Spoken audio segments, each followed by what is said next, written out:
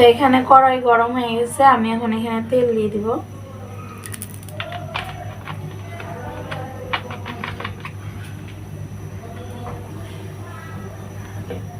এখন আমি এখানে 5 ফোড়ন দিয়ে দিব।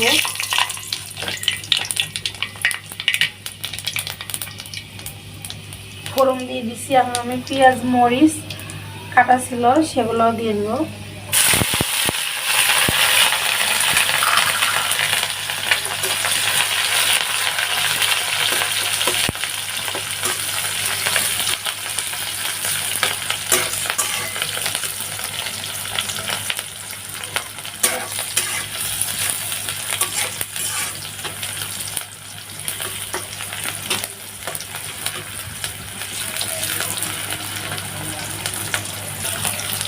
পেঁয়াজ মরিচ এরকম করে ভেজে নিয়েছি, হালকা বাদামি কালার করে ভেজে নিলাম, বেশি একটা ভাজবো না। তো এখন আমি এইখানে আলু আর বটবটি কেটে রাখছিলাম, সেগুলো আমি এখন এখানে দিয়ে দেবো।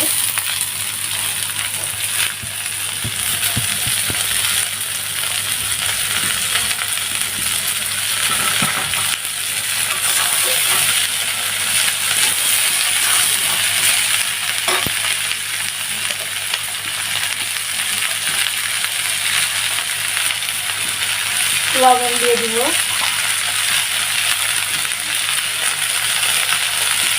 হলুদ দিয়ে দিব,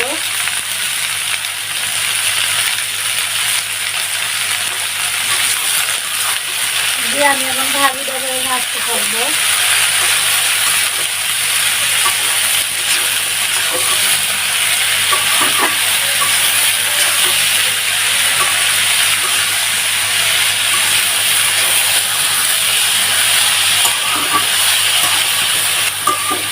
তো আমি এখন চুলার জালটা একদম হালকা করে দিচ্ছি, হালকা করে দিয়ে এখন আমি ঢাকনা দিয়ে ঢেকে দেবো।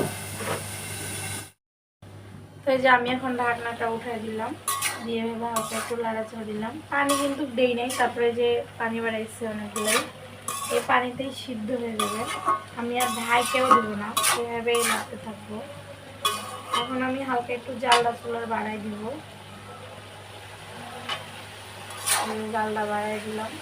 এখন এভাবেই উল্টায় পাল্টায় দিব, দেখতে থাকুন, আমার সঙ্গেই থাকুন।